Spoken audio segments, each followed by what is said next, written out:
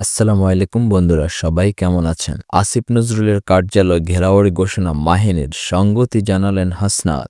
BDR হত্যাকাণ্ডের বিচার নিশ্চিতে commission গঠনে সরকারের গড়িমসির কারণে দেশের জনগণের আকাঙ্ক্ষার বিপরীতে অবস্থান নেওয়া হয়েছে, এমন মন্তব্য করেছেন বৈষম্যবিরোধী ছাত্র আন্দোলনের নির্বাহী কমিটির সদস্য মাহিন সরকার। তিনি ঘোষণা দিয়েছেন, 17 ডিসেম্বর মঙ্গলবার বেলা 11টায় বিডিআর হত্যাকাণ্ডে ভুক্তভোগী পরিবারের সদস্যদের নিয়ে আইন উপদেষ্টার কার্যালয় ঘেরাও কর্মসূচি পালন করবেন। এই কর্মসূচিতে অংশগ্রহণের জন্য তিনি সবাইকে কেন্দ্রীয় শহীদ মিনারে আসার আহ্বান জানিয়েছেন। সোমবার সন্ধ্যায় মাহিন তার ফেসবুক পোস্টে এই ঘোষণা দেন। এদিকে মাহিন সরকারের সঙ্গে সংগতি প্রকাশ করে বৈষম্য বিরোধী ছাত্র আন্দোলন আহ্বায়ক হাসনাত আব্দুল্লাহ তিনি মাহিনের পোস্ট শেয়ার করে লিখেছেন, আমি আমার ভাই মাহিনের পক্ষে, বিডিআর হত্যাকাণ্ডের বিচার হতেই হবে। মাহিন সরকার তার ফেসবুক পোস্টে লিখেছেন, জুলাই গণ অভ্যুত্থানের একজন নগণ্য অংশীদার হিসেবে আমি মাহিন সরকার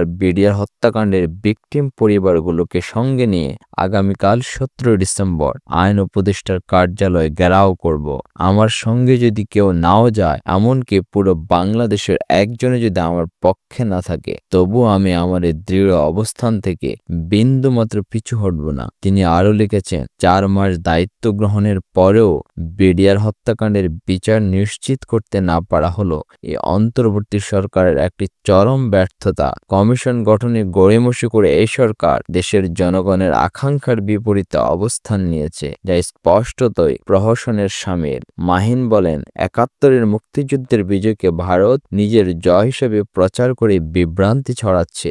বিডিআর হত্যাকাণ্ডের বিচার নিয়ে অবহেলা এবং ভারতের ইতিহাস বিকৃতির প্রতিবাদ না জানানো আমাদের স্বাধীনতার জন্য হুমকি স্বরূপ। তিনি আরও বলেছেন, যদি আমার বিরুদ্ধে সরকারে কোনো ভিন্ন সংস্থাও অবস্থান নেয়, তবু আমি বিডিআর হত্যাকাণ্ডের বিচার নিশ্চিত না হওয়া পর্যন্ত লড়াই চালিয়ে যাব।